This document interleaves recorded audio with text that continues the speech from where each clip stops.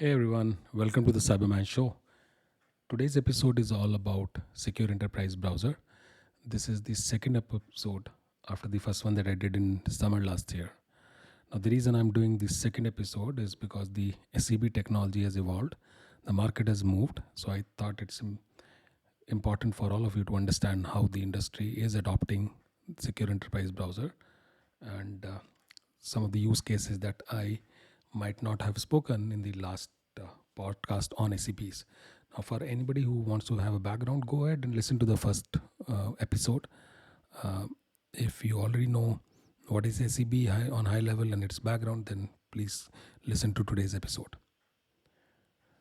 So, today we will cover what SCB is, how the market is adopting is, key features and benefits of these products, how it works, the components involved in SCB, the use cases, how they are aligned to SSE, and how it's going to work in an enterprise from browser perspective.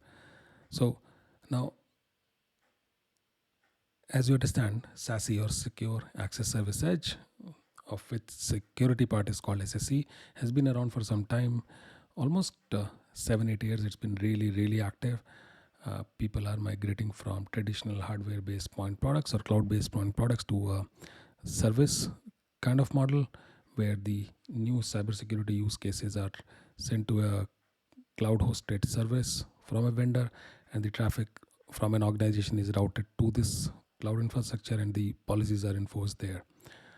Uh, Now, this technology has been evolving. So, it started with securing internet access with use cases like secure web gateway, URL filtering. Then it went into VPN, and then CASB, email security, DLP, and so on and so forth. And then later, remote browser isolation got added a few years back. The SCB as a technology was evolving in parallel for some time, but what caught interest, at least for me, was when Palo Alto acquired Talon Security in 2023. That's where I started learning more about SCB.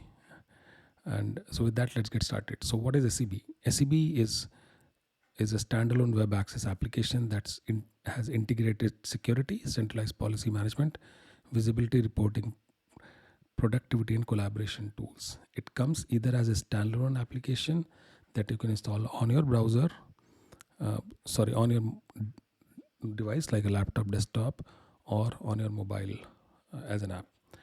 It can also be available as an extension within your existing browser like a Chrome, Edge, Firefox, etc. Now, the idea behind this app is to give you secure web browsing. Now, what Gartner is predicting that by 2030, enterprise browsers will be the core platform for delivering workforce productivity and security software on managed and unmanaged devices for a seamless hybrid work experience. Let me break down this a bit. So today, the way managed devices, which are devices that have policy enforced by the companies, their security is enforced using SASE. So let's say I join a company, I get a laptop given by the company. This laptop has an image, which means secure operating system with the right patches, endpoint security product, SSE agent, and some backup agent, and some of the standard stuff that corporate wants you to have on your system. And then all the traffic is routed from this system through internet to a service, the SSE service, where the policy is enforced. So example, a very basic policy could be Prashant or any employees in this company are not allowed to go to any gaming website. That's a policy enforced at SSE layer. Okay. Now, what some people can do, they can maybe disable the SSE agent if that's possible, and then go to the gaming website. Okay. Now, there can be some prevention mechanism or anti-tampering capabilities in the agent, so might not work. But in certain cases, this doesn't work for unmanaged devices or vendors. So example, a lot of companies allow third-party vendors or contractors to come into their companies and access internet to perform day-to-day work for whatever they have been contracted to.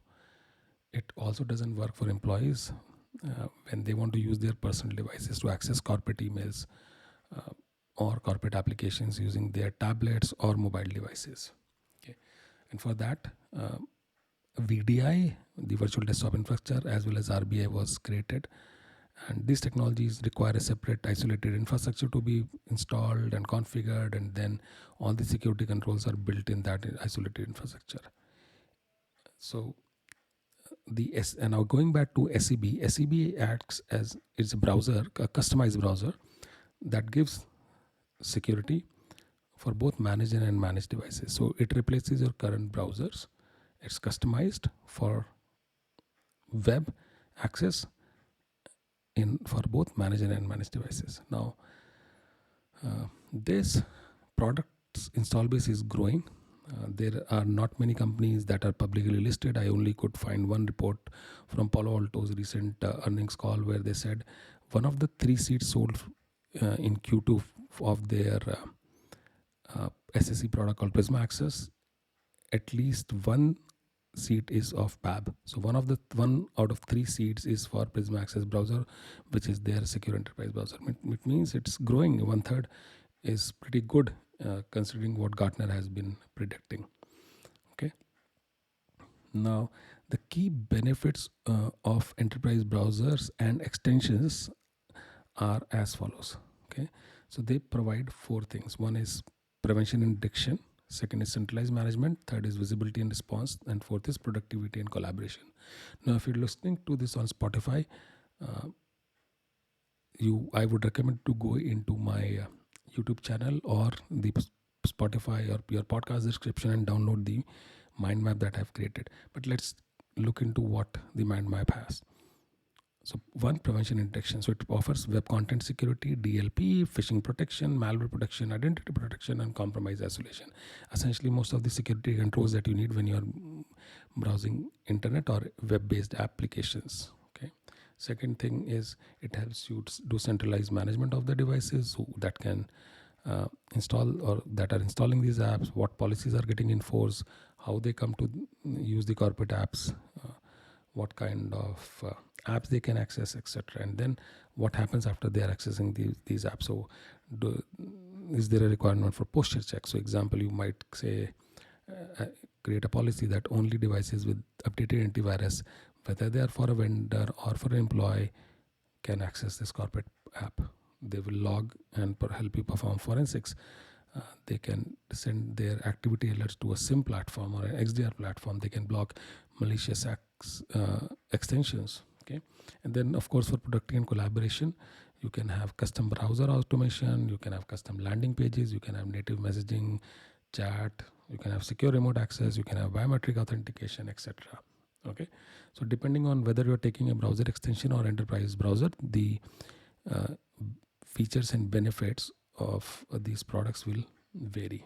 Okay, now also because enterprise browsers provide a new way of delivering and receiving real-time intelligence from existing security agents such as endpoint products laid into the operating system, the telemetry from browser is just amazing.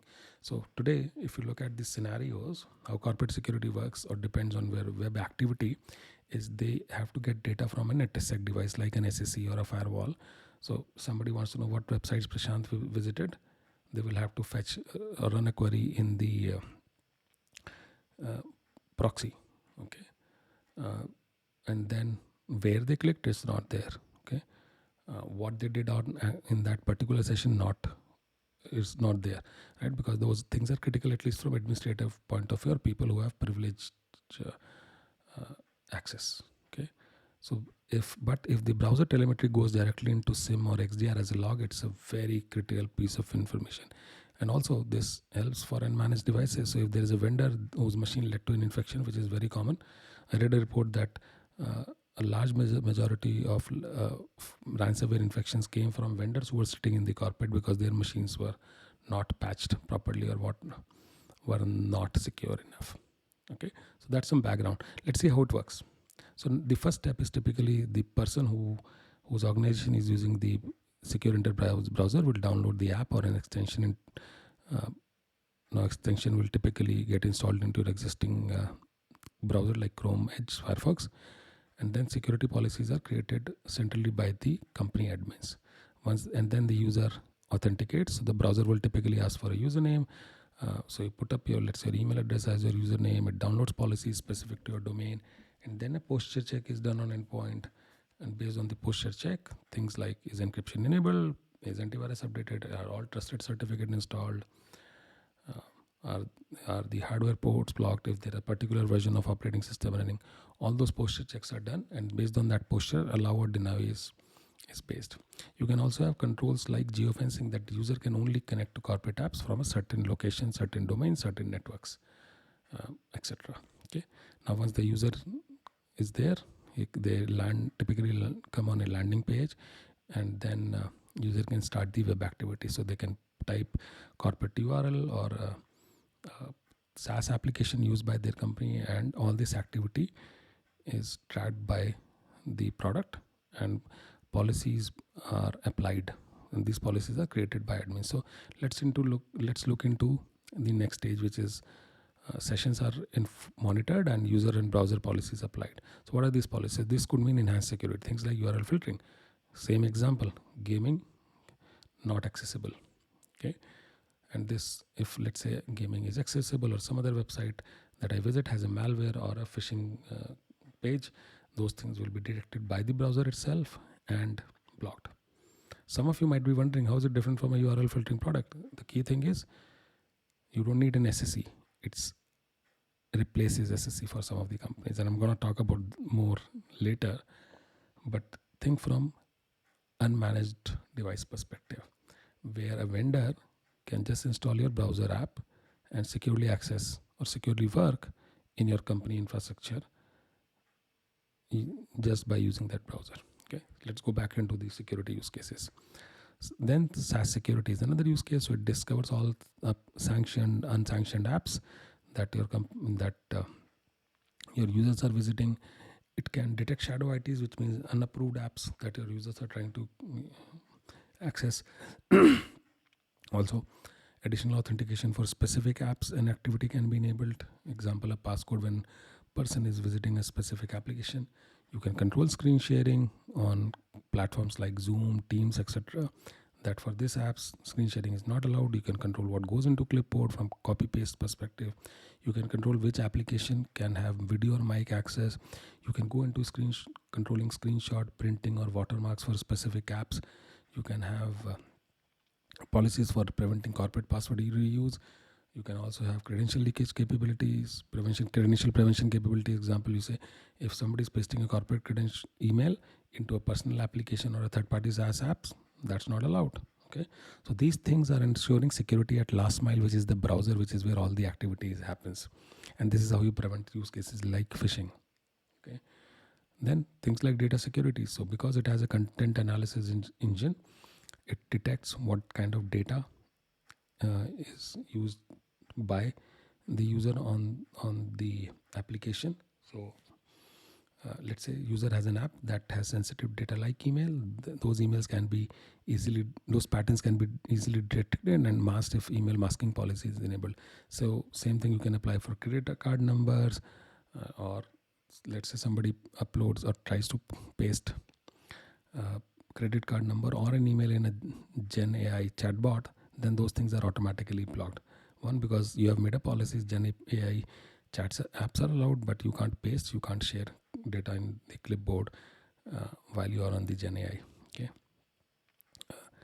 Then you can have data masking enabled, as I said earlier, and then you can have things like automatic protection of internal files. So let's say user downloads a file from an internal server, then the browser automatically implements a password for security reasons. And you can also have things like this file will only get open from this app only in this secure enterprise browser, and not in a default, let's say, PDF reader. So these are most common use cases that are there for secure enterprise browsers, and typically these use cases are not available in any endpoint or a DLP product. Okay, a dedicated product, I mean. So content, and next stage is content analysis. So this product understands file extensions, file content. It can look and understands code in terms of source code. You can look into content identification, whether it's a license, social security number, what patterns exist. Okay, and then it has audit trails, so it can record sessions for privilege activity monitoring, as well as to completely track user activity on the browsers and many more. So Some of these steps and policies might not be there in all products, but these are the most common things that I found. Okay. Now, typical components in SEB product are: one is of course, the app or the extension, or both, depending on the company. Also, a central analysis engine that is hosted. So it has a policy enforcer, a URL analyzer, a UBA engine where it compares user activity with the user's past activity, as well as user's activity with his peer group. So example, is user going to a URL that he has never visited, or another use case could be user going to a URL that nobody in his group or his company has visited before. So all these things will help uh, with more security. And then of course the content detection engine that understands the difference between source code versus text versus image, and then sandbox for real-time malware detection and prevention. And then of course lastly, the third component is the centralized management console for creating and managing all the policies. So these were the typical components in SEB. Now let's look into the most common use cases. One of course is safe browsing. So traditional browsers were created for ads and tracking cookies, but not for secure browsing, right? That's their limitation. So these SEBs are custom built, and as they are hardened, and they're much better for browsing safely. Then of course zero trust, because they continuously inspect and control what users are doing on the web. Then the SEBs make it easy for SaaS and web application rollout, because the controls are enforced at the browser layer. You don't have to do details check before approving new app for users. So example, you can implement the geofencing policy directly in the SEB instead of waiting for that SaaS vendor to have that native control. You can similarly have DLP policy natively on the browser. You don't have to wait for SaaS vendor to have a credit card detection capability. Okay. Then GenAI usage rollout is another interesting use case, because controls are again enforced at browser layer. You don't have to have specific checks for data loss or data uploads on GenAI apps, which means you can easily roll out GenAI apps. VDI reduction, another interesting use case, because you can now have controls like DLP, screenshot, printing, copy paste restrictions built into the browser. There is a reduced need to deploy VDI for contractors and remote workers to give them access to sensitive internal or external applications. Next use case is bring your own device for workforce. So it's very easy for employees to get their devices, and because again security is implemented at browser layer, you don't have to, as a corporate, you don't have to enroll these devices into MDM. Users are tracked based on their authentication, and controls are built directly into the browser. M&A onboarding, so it makes it very simple to give access to new users by by introducing the browser to them, and instead of waiting for going through a rigorous checks on everything from their device check perspective, you can just use SEB and give the new employees access. Third party onboarding, full control of activities done using SEB, including data. So it's very easy to onboard third parties. And then of course privileged user access, so you have full visibility and control into what admins are doing. You are doing an audit trail, session recording, etc. So it's very easy for tracking administrative activity. So those are the use cases. Now let's look into how is it related to SSE. So typically typically SSE can coexist with the secure enterprise browser can coexist with SSE. I've read too many acronyms today, so but they keep coming on my tongue. But SEBs can coexist with SSE SASE solutions to handle unmanaged devices. In fact, to provide more security in case user traffic is not going through SSE, and you want to have DLP specific use cases at the browser layer, right? You don't have to buy the DLP license. It's more granular because its browser is the last mile for any end user, and then you can introduce for more managed devices as well as unmanaged devices, etc. And then so it can replace SSE for some organization where SaaS web apps are the only apps that are used. Okay. Now, how is it replacing a default browser? Typically, it would. It so in a lot of companies, I've seen that you companies restrict corporate apps to be used only through the SEBs, whereas the uh, personal browsers are used for personal apps. Okay, so that could be one way, completely depending on the policy. With that, thank you so much. Uh, my sources are all listed on my blog as well as on my podcast. These include Gartner's paper or media papers, and I've gone through websites of Microsoft, Chrome, Palo Alto, Menlo Island, Malarex, multiple other vendors. So I'm thankful to all of them for sharing their content for all of us to learn. And I'm thank you to all of you. I'll see you next time. Bye bye.